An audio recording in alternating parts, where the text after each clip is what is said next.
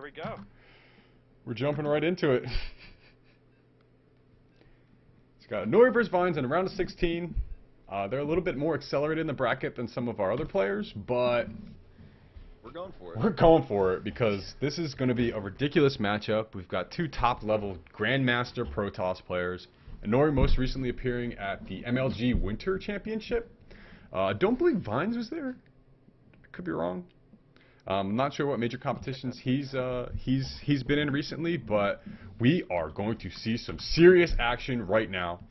And in the side left, I'm going to call it the 9 o'clock position, we have our Pro Toss player from the team OGS. He is oGsVINES. Should I do the Street Fighter voice? If you want to do the Street Fighter voice, we can totally rock some Street Fighter voice right now. And from our team in Korea, TSL, the SCV Life, he is TSLInori. TSLInori.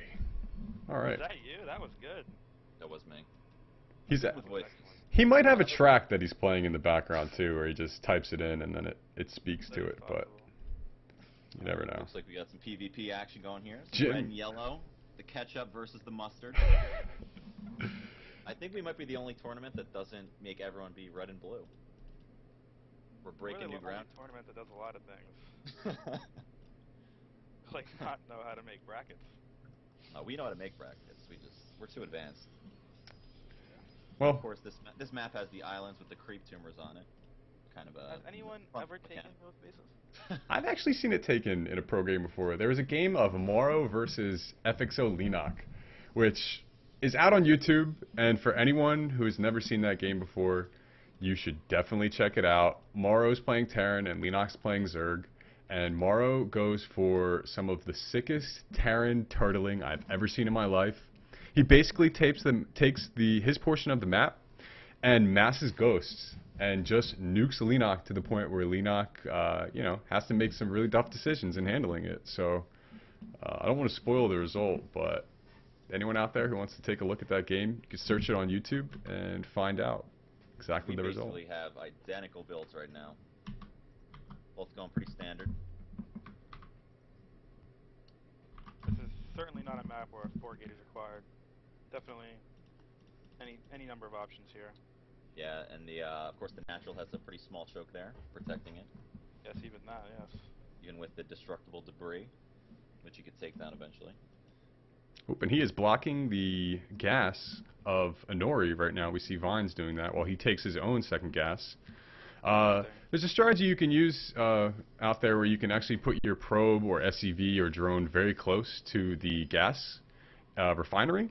And what happens is it's so close in the bracketing of the grid on the map that the player cannot build on top of it because your unit's actually blocking where the building would go down. So it's a good trick for anyone watching out there. It's one of those things that Blizzard definitely never intended to be a factor in a game, but someone figured it out. Nope, because StarCraft 2 players are really smart. And Deadlift got a little bit of lag from you on there. Sorry about that.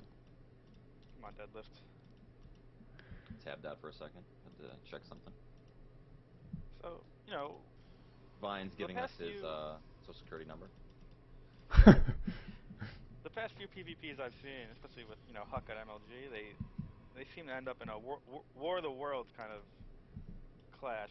Is there a reason why that's happening lately? Well, the Colossus is a really good unit.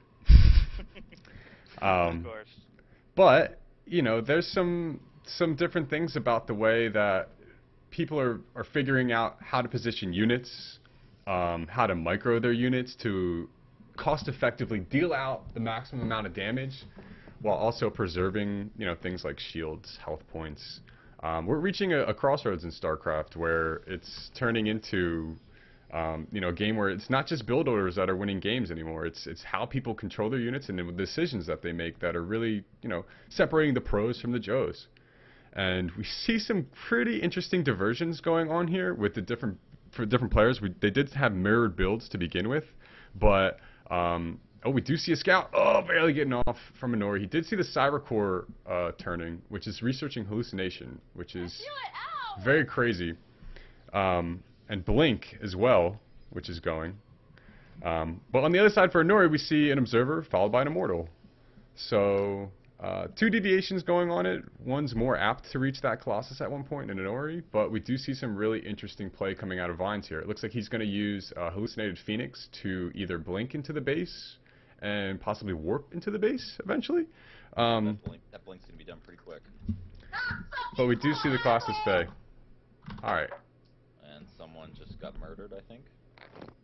Yeah, sounds like it.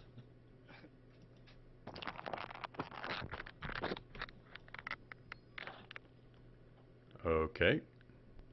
Well, we do see an attack coming up here from oGsVINES, and yes, he is going to get that pylon going, and we are going to see some action. We see Observer retreating back for Inori here. He knows something's up. He doesn't see any units in Vine's base, and there goes the blink in, and he's immediately targeting down that Immortal, and he's hallucinated a Colossus to break the force field. Oh wow, that was something cool. And he is going to fake this Colossus play, and wow, and Vines has just got too much right now. Does he? Does he have enough to get through here? No. He's got to fall back. That Immortal is coming through as something pretty serious right now. And does he actually believe that the Colossus is real? No, he's got an Observer, so no, he knows this is a fake Colossus. But Vines is still going to try to use this Colossus to tank some kind of damage for his other units, and he blinks forward to try to take out the Immortal. But I don't know if this is going to work. We've got an intense battle going on here. Yeah, Blink is going to help a lot here. Blink is going to help, but the worker count we see, worker count is higher for Inori right now, so we are going to see an army supply just slightly higher, but he is losing Stalker. Or did he blink it back? He did blink it back. Okay. Wow. And that vision is crucial. He is blinking forward, but he blinks forward into the Immortal. Oh, and we see Vines. You see Vines taking some damage there, and he's going to take out this forward pylon. He's got vision of Vines' stalkers down there, and we're going to have to see him fall back, and we're going to move into the next phase of this game. Yeah, and Ori held that off pretty well. Some crucial Immortal shots got off on those stalkers. He did not target down that hallucinated Colossus at all. No, he had an Observer. He had an Observer in his base, so he was able to immediately detect that in fact was not a real Colossus, which for his sake was great. But we do see Inori on the other side building a Colossus. So I'm not sure if Vines has actually seen the fact that his opponent is going Colossus, and no, we take a look at his vision. He has not seen the fact that Colossus are in production. And since he's building this Nexus, he is going to be at a unit disadvantage because Inori looks like he just wants to try to build up and end the game at this point. Yeah, and I think MC said it best, Colossus easy peasy. I think that's the state of mind of most Protoss players, myself included. Yeah, but we do see Vines getting by with a Stalker here, so he is going to try. He's going to try to get a scout, but I think he knows that it's probably futile at this point. Oh, but we do see Inori. Now, did he see that Colossus? I don't know. But he is going to be in some trouble with just 5 Stalkers out in the field. Against the 2 Immortals, 1 Colossus, 8 Zealots, and 2 Stalkers of Inori. This is not looking good for our OGS player Vines. It is currently 52 to 66 supply. We see that Vines is actually producing probes still, while Inori has completely cut probes.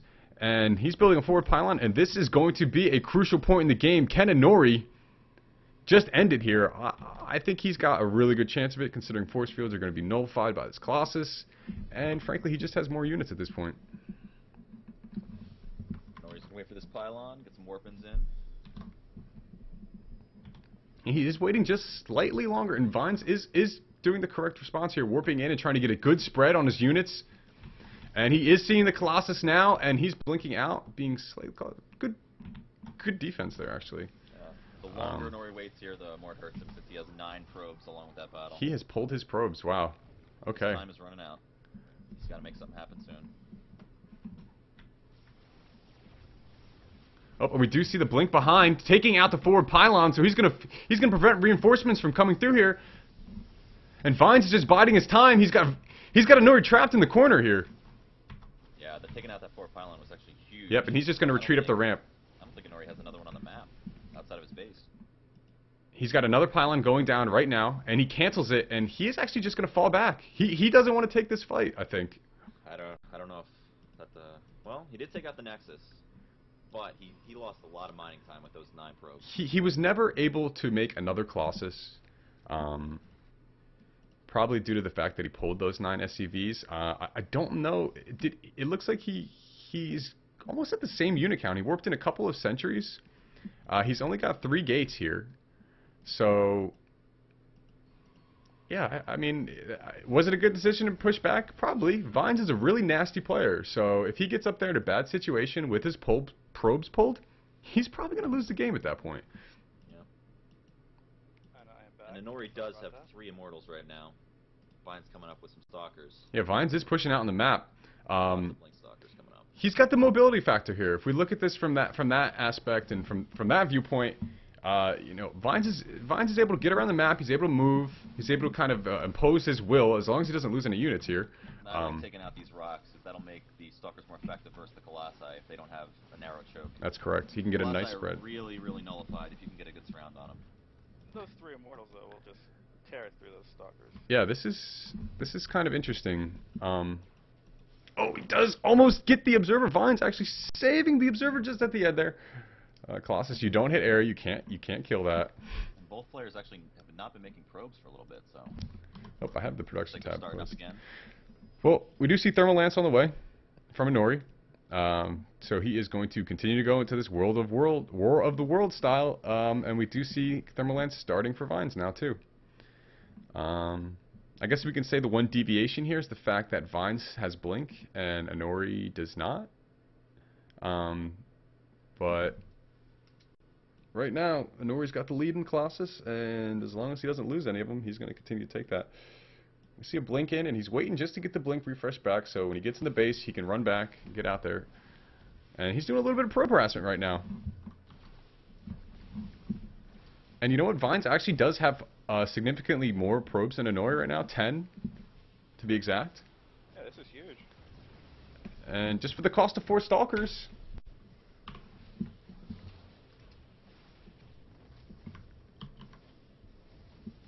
If we check out the workers killed tab, Vines with 15 workers killed. And Inori, they're just about even on the units killed as well. So, pretty interesting. Yeah, Vines is a big probe lead right now, 36 to 25. Yeah, but Inori's army is just nasty, dude.